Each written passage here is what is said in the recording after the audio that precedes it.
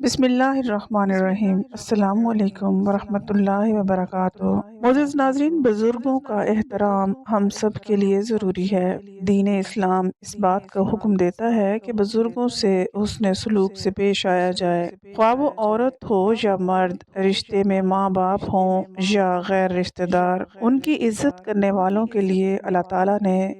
بے شمار انعامات کا وعدہ فرمایا ہے، مگر کچھ بزرگ ایسے بھی ہیں جن سے اللہ تعالیٰ نے بہت زیادہ نفرت کا اظہار فرمایا ہے۔ حضور نبی کریم صلی اللہ علیہ وآلہ وسلم نے ان بوڑھے بزرگوں سے جو یہ عمل کرے پناہ مانگی ہے، بلکہ آپ صلی اللہ علیہ وآلہ وسلم نے 3 اور آدمیوں سے بھی پناہ مانگی ہے۔ وہ کون سے ایسے 4 انسان ہیں جن سے نبی کریم صلی اللہ علیہ وآلہ وسلم نے اپنی مبارک زبان سے پناہ مانگی ہے؟ اللہ تعالیٰ نے انسان کی زندگی کو عام طور پر تقسیم کیا ہے، یعنی بچپن، لڑکپن، جوانی اور بڑھاپا۔ پیدائش سے لے کر جوان ہونے تک 3 مراحل میں انسان کی رہائش اور خوراک، خوشی اور راحت، معاشی کفالت، شادی بیاہ اور دیگر مالی اور جسمانی، اخلاقی اور تمدنی ضروریات کو پورا کرنے کے لیے والدین اپنی تمام تر توانائی قربان کر کے بوڑھے ہو جاتے ہیں۔ عمر رسیدہ افراد اپنی کمزوری، ناتوانی اور عمر کی وجہ سے ذہنی اور جسمانی لحاظ سے بچے کی طرح ہو جاتے ہیں، جو کل تک دوسروں کا بوجھ اپنے کندھوں پر اٹھاتے تھے، آج وہ خود اس منزل پر پہنچ گئے ہیں جو دوسروں کے رحم و کرم پر ہیں، اور ان کی خدمت اور محبت اولاد کے لیے ضروری ہے۔ اسی لیے دین اسلام نے بوڑھوں کی عزت اور اس کے ساتھ حسن سلوک کا حکم دیا ہے۔ حضرت انس رضی اللہ تعالیٰ عنہ روایت کرتے ہیں کہ آپ صلی اللہ علیہ وآلہ وسلم نے فرمایا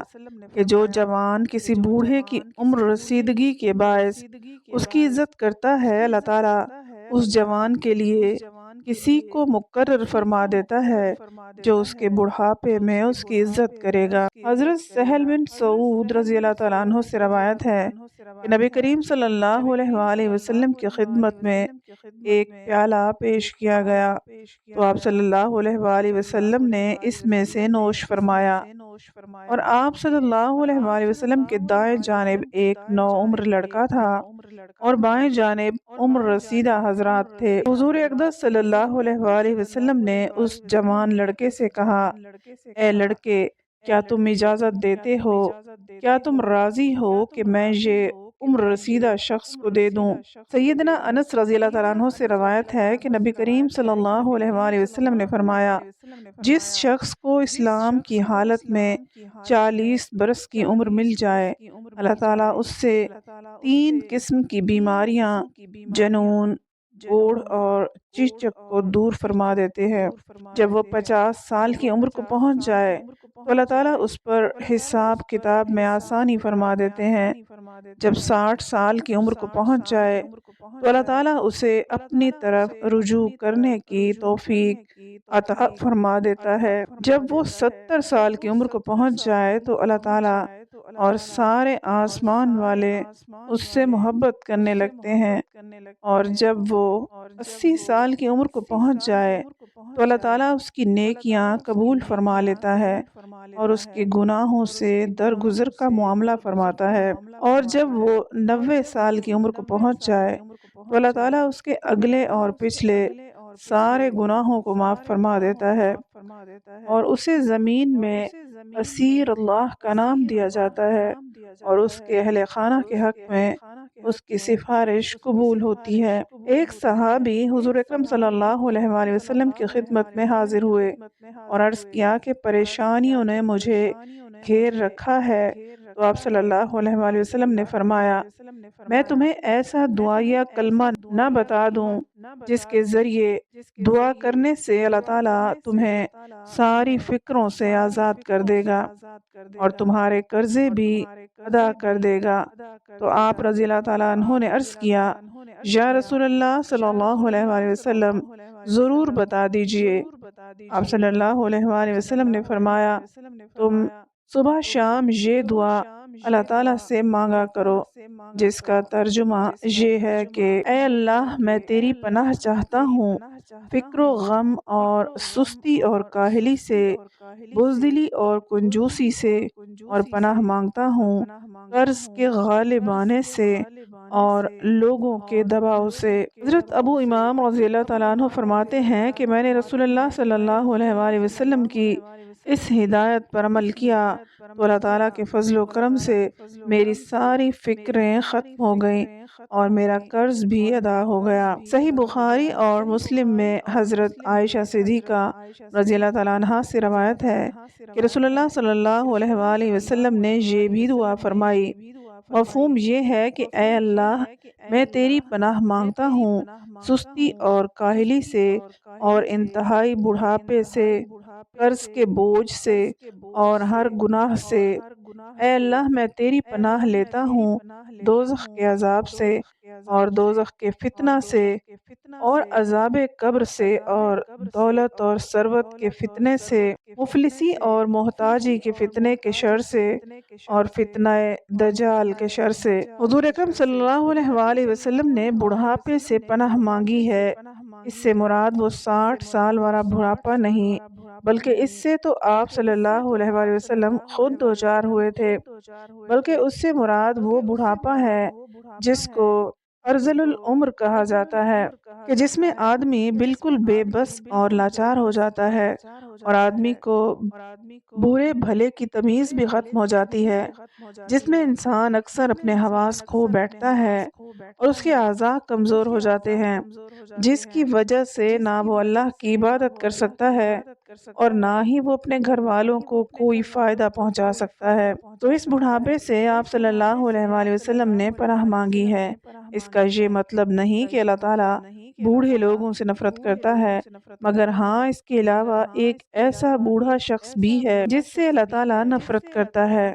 اور حدیث میں اس کا تذکرہ بھی آتا ہے کہ حضرت ابو ہریرہ رضی اللہ تعالیٰ عنہ سے روایت ہے کہ بے شک رسول خدا صلی اللہ علیہ وآلہ وسلم نے فرمایا، 4 آدمی ایسے ہیں جن سے اللہ تعالیٰ کو سخت نفرت ہے۔ نمبر 1، متکبر فقیر، یعنی کہ وہ فقیر جو تکبر سے اللہ کا نام لے کر بھیک مانگتا ہو۔ نمبر 2، ظالم حکمران۔ نمبر 3، قسمیں اٹھا اٹھا کر مال فروخت کرنے والا۔ یہ وہ شخص ہے جس کو آپ صلی اللہ علیہ وآلہ وسلم نے فرمایا کہ اللہ تعالیٰ ان سے سخت نفرت کرتا ہے۔ نمبر 4، بوڑھا زانی۔ آپ صلی اللہ علیہ وآلہ وسلم نے فرمایا، بوڑھے زانی کی مثال یہ ہے کہ وہ زندگی کا زیادہ تر حصہ گزار چکا ہوتا ہے، اس کو مرنا ہے، اس کو مرنے کا ڈر نہیں ہوتا۔